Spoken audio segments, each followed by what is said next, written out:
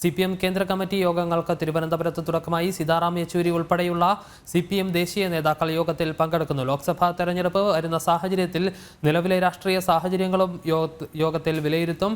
India സഖ്യ പരാജയവും 3 ദിവസം നീണ്ടുനിൽക്കുന്ന യോഗം ചർച്ച ചെയ്യും. വിവരങ്ങളുമായി MK വിനോദ് ചേരുന്നുണ്ട്. വിനോദ, കേരളത്തിലെ നിലവിലെ രാഷ്ട്രീയ സാഹചര്യം പ്രത്യേകിച്ച് ചർച്ചയാകുമെന്നുള്ള കാര്യത്തിൽ സംശയമില്ല. കാരണം കനൽ ഒരു തരി അവശേഷിക്കുന്നത് കേരളത്തിൽ മാത്രമാണ്. അതിനാൽ തന്നെ ലോക്സഭാ തെരഞ്ഞെടുപ്പിൽ കേരളത്തിലെ രാഷ്ട്രീയ സ്ഥിതിഗതികൾ എങ്ങനെ മുന്നോട്ട് കൊണ്ടുപോകണം എന്നത് സംബന്ധിച്ചൊരു തീരുമാനമുണ്ടാകും. ഒപ്പം ഇന്ത്യ സഖ്യത്തിൽ നിലവിൽ വിള്ളലുണ്ടാകുന്ന സാഹചര്യമുണ്ട്.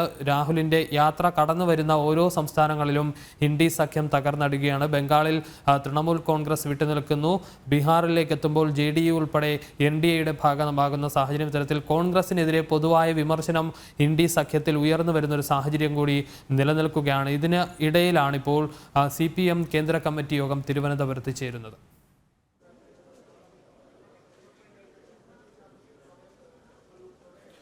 തീർച്ചയായും വിഷ്ണു ശർമ്മ, നമുക്കറിയാം ലോക്സഭാ തെരഞ്ഞെടുപ്പ് പടിവാതുക്കൽ എത്തി നിൽക്കുന്ന ഈ സന്ദർഭത്തിലാണ് CPM കേന്ദ്ര കമ്മിറ്റി യോഗം തിരുവനന്തപുരത്ത് ചേരുന്നത്. ഇതിനു മുമ്പ് 2018 തിരുവനന്തപുരത്ത് സമാനമായ നിലയിൽ കേന്ദ്ര കമ്മിറ്റി യോഗം ചേർന്നത്. ഇപ്പോൾ ആ സ്ഥിതിയൊക്കെ മാറി 2018 സ്ഥിതി അല്ല ഇപ്പോഴുള്ളത്. പ്രത്യേകിച്ചും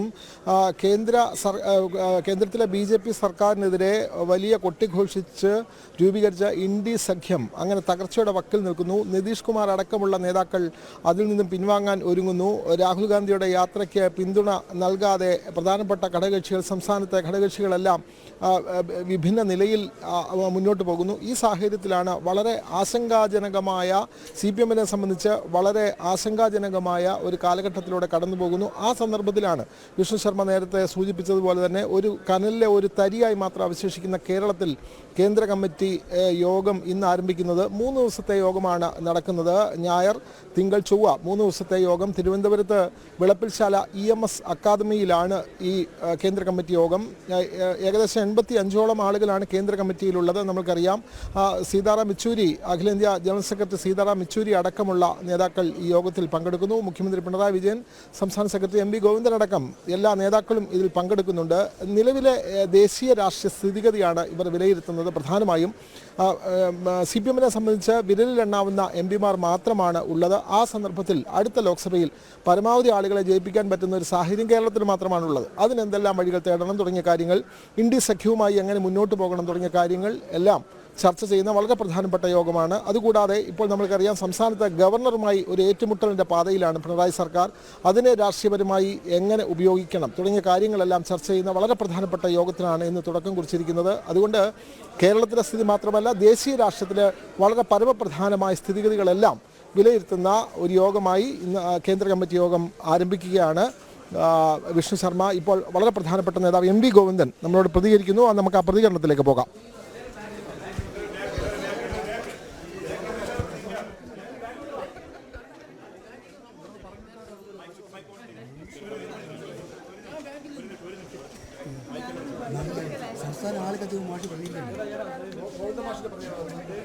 എല്ലാവരും ഓക്കെയാണോ?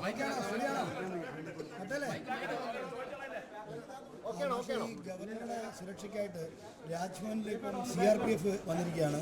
ഇതിനെ എങ്ങനെയാണ് CPM കാണുന്നത്? അല്ല, ഇതിപ്പോൾ കേന്ദ്ര ഗവൺമെൻറ്റിൻ്റെ പൂർണ്ണമായ പിന്തുണയോടുകൂടിയാണ് ഈ വിഡ്ഢിവേഷം യഥാർത്ഥത്തിൽ ഗവർണർ കിട്ടിക്കൊണ്ടിരിക്കുന്നത്.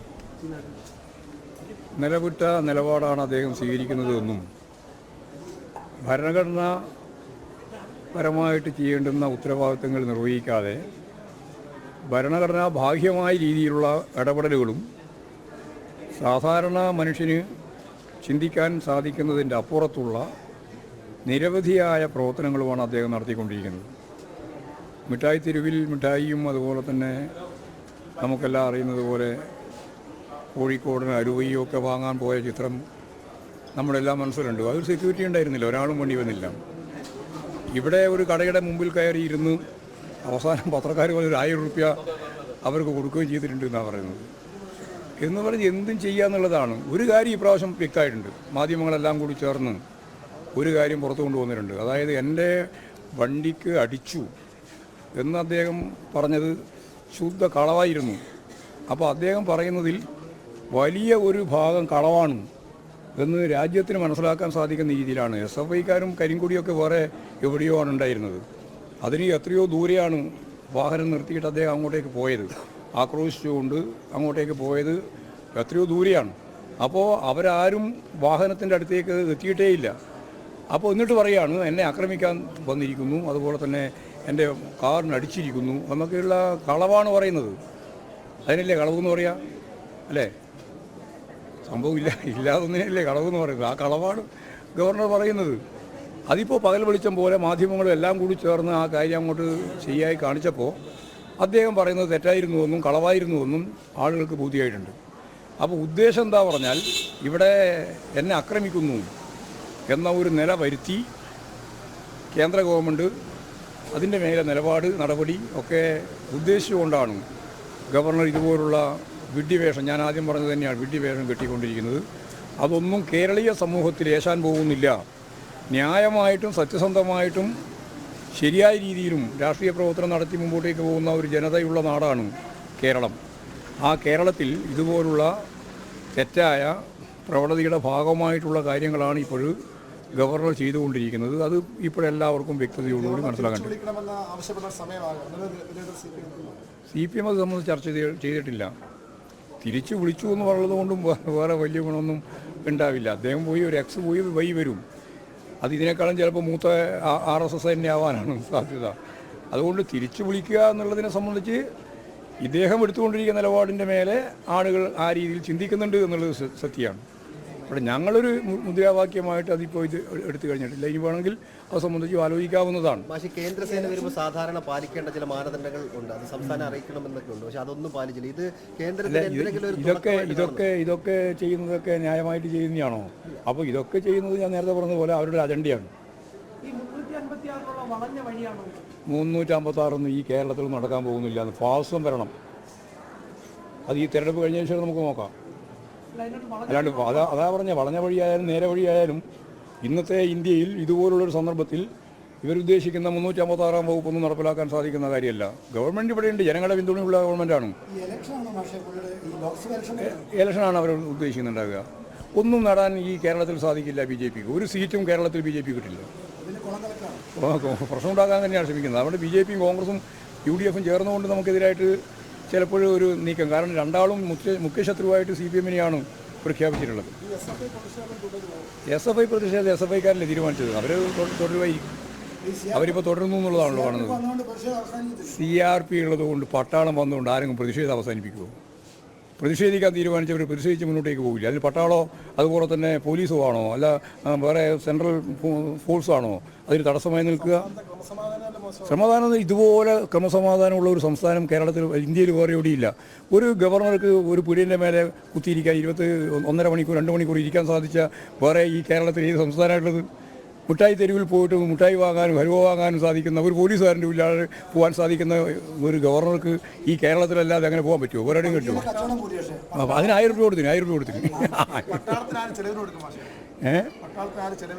അതൊന്നും വലിയ കാര്യമില്ല. പട്ടാളത്തിനെല്ലാം ചിലവ് ആരാണ് വഹിക്കേണ്ടതെന്ന് ഇപ്പം നമ്മൾ അന്വേഷിച്ച കാര്യമില്ലല്ലോ. ഒരു നടപടിക്രമവും പാലിക്കുന്നതല്ല നേരാ. എന്തും ചെയ്യുന്നതിന് വേണ്ടിയിട്ടുള്ള ഒരു ലൈസൻസ് ഞങ്ങൾക്കുണ്ട് എന്ന് പറഞ്ഞിട്ടാണ് അവർ നിലപാട് സ്വീകരിക്കുന്നത്. അല്ലെങ്കിൽ ഇതുപോലെ ഈ ഗവർണറെ പോലുള്ളൊരു ഗവർണറെ ശരിയായ രീതിയിൽ മുമ്പോട്ടേക്ക് നയിക്കേണ്ട ഉത്തരവാദിത്തം ഗവൺമെൻറ്റിന്, കേന്ദ്ര ഗവൺമെൻറ്റിനില്ല. അവരെ ചെയ്യുന്നില്ലല്ലോ. ഇവർക്ക് ആനുകൂല്യമായ നിലപാടാണ് സ്വീകരിച്ചുകൊണ്ടിരിക്കുന്നത്. അനുകൂലം നിൽക്കുകയാണ് അവർ ചെയ്തുകൊണ്ടിരിക്കുന്നത്. അത് സ്വാഭാവികമായിട്ടും അവരുടെ അജണ്ടയാണെന്നുള്ളതാണ് ഞാൻ ആദ്യം തന്നെ പറഞ്ഞത്. ഞാൻ നേരത്തെ പറഞ്ഞത് നിങ്ങൾക്ക് മനസ്സിലായില്ലേ? ഞാൻ കൃത്യമായിട്ടാണ് പറഞ്ഞത്. കോൺഗ്രസിൻ്റെയും BJPയുടെയും കേരളത്തിലെ പൊതുശത്രു CPM ആണ്. അപ്പോൾ CPMനെതിരായിട്ട് കോൺഗ്രസും BJPയും ഒരേപോലെയോ അല്ലെങ്കിൽ ചിലപ്പോൾ അവർ കൂട്ടായിട്ടും ഒക്കെ പ്രതികരിച്ചുകൊണ്ടിരിക്കുകയാണ്. അതാ ഇപ്പം കണ്ടുകൊണ്ടിരിക്കുന്ന കാര്യം.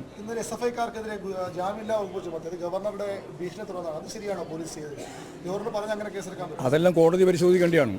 തീർച്ചയായിട്ടും ഇത് ഇമാതിരിയുള്ള നിലപാട് സ്വീകരിച്ചാൽ അതൊന്നും കോടതിയിൽ നിൽക്കുന്നതല്ല. ഞാൻ പറയുന്ന ഒരാളെ കേസെടുക്കണം. റിമാൻഡിലായിട്ടുണ്ടാവും. റിമാൻഡിൽ വലിയ പ്രശ്നമില്ല. അത് മറ്റേ നമ്മുടെ മാക്കൂട്ടിനെ പോലെ അന്തം വിട്ട് നിൽക്കേണ്ട കാര്യമൊന്നുമില്ലല്ലോ. അല്ലെങ്കിൽ തെറ്റായ ഒരു സർട്ടിഫിക്കറ്റ് നിങ്ങൾ ഹാജരാക്കിയിട്ട് അയ്യോ ഞങ്ങൾക്ക് അങ്ങോട്ട് കയറാൻ പറ്റില്ല എന്ന് പറഞ്ഞ് നിൽക്കേണ്ട കാര്യം SFIക്കാർക്കില്ല. അത് മാക്കൂട്ടത്തിൻ്റെ ഭാഗമായിട്ട് വരുന്ന സംഭവങ്ങൾ മാത്രമാണ്. അതുകൊണ്ട് അതിനൊന്നും ഞാൻ ഇടപെടേണ്ട കാര്യമില്ല. അതൊക്കെ നിയമപരമായിട്ട് പോയിക്കോട്ടെ, അതെല്ലാം SFI കൈകാര്യം ചെയ്തോളും. CPM സംസ്ഥാന സെക്രട്ടറി MV ഗോവിന്ദൻ മാധ്യമങ്ങളെ കാണുകയായിരുന്നു. CPM വിഷ്ണു ശർമ്മ, ഈ MV ഗോവിന്ദൻ അദ്ദേഹം കേന്ദ്ര കമ്മിറ്റി അംഗമാണ്. ആ യോഗത്തിൽ പങ്കെടുക്കാനെത്തിയ അദ്ദേഹം പാർട്ടി കാര്യങ്ങൾ പറയാനാണ് വരുന്നത് എന്നാണ് നമ്മൾ കരുതുന്നത്. പക്ഷേ ഗവർണർക്കെതിരെ സംസാരിക്കാനാണ് വന്നത്. ഗവർണറുടെ നടപടി ശരിയായ നടപടിയല്ല. BJP ഇക്കാര്യത്തിൽ ഒരു അജണ്ടയുണ്ട്. ഗവർണറെ കൊണ്ട് ഇതൊക്കെ ചെയ്യിക്കുന്നു. അതുകൊണ്ട് ഗവർണറുടെ നടപടിയെ എതിർത്തുകൊണ്ടുള്ള ഒരു സമീപനമാണ് പാർട്ടി കൈക്കൊണ്ടത്. അപ്പോൾ അത്തരത്തിൽ ഉള്ള നടപടി ഇവിടെ ക്രമസമാധാന നില മോശമാകുന്നില്ലേ എന്ന് ചോദിച്ചപ്പോൾ അദ്ദേഹം പറഞ്ഞത്, ഇത്രയും ഗവർണർക്ക് പോലും ഇത്ര സ്വതന്ത്രമായി കോഴിക്കോട് മിഠായി തെരുവിലും അതേപോലെ തന്നെ കൊല്ലത്തും ഒക്കെ ഒരു കടയുടെ മുമ്പിലൊക്കെ കുത്തിയിരിക്കാൻ പറ്റുന്ന ഒരു സംസ്ഥാനം ഇന്ത്യയിൽ വേറെ ഉണ്ടോ എന്നാണ് അദ്ദേഹം ചോദിച്ചത്. അതുകൊണ്ട് ഗവർണറുടെ ഈ നടപടിയൊന്നും ശരിയായ നടപടിയല്ല. അതേപോലെ തന്നെ SFIയുടെ പ്രതിഷേധം തുടരും എന്നാണ്. CPMന്റെ വിദ്യാർത്ഥി സംഘടനയാണ് SFI. അവരുടെ പ്രതിഷേധം തുടരും. റിമാൻഡിലാകുന്നതും ഒന്നും ഒരു കാര്യമല്ല, അതൊന്നും വിഷയമല്ല, ഞങ്ങൾക്ക് കേസൊന്നും ഒരു പ്രശ്നമല്ല. ഇത്തരത്തിലുള്ള പ്രതിഷേധങ്ങൾ തുടരുമെന്ന് തന്നെയാണ് CPMന്റെ സംസ്ഥാന സെക്രട്ടറി നൽകുന്ന സൂചന. വിഷ്ണു ശർമ്മ. അത് തന്നെയാണ് CPM സംസ്ഥാന സെക്രട്ടറി പറയുന്നത്. ഗവർണറുടേത് രാഷ്ട്രീയ ഇടപെടലാണ്, കേന്ദ്ര സർക്കാരുമായി ചേർന്ന് രാഷ്ട്രീയ ഇടപെടൽ നടത്തുകയാണ് ഗവർണർ എന്നുള്ള ആരോപണമാണ് CPM സംസ്ഥാന സെക്രട്ടറി ഉന്നയിക്കുന്നത്. പക്ഷേ ഇന്നലെ നിലമേലിൽ കണ്ടതെല്ലാം അത്തരത്തിലുള്ള സംഭവങ്ങളല്ലായിരുന്നു എന്നുള്ളത് ദൃശ്യങ്ങൾ പരിശോധിക്കുമ്പോൾ തന്നെ വ്യക്തമാകുകയും ചെയ്യുന്നതാണ്. വിനോദാണ് വിശദാംശങ്ങൾ നൽകിയത്.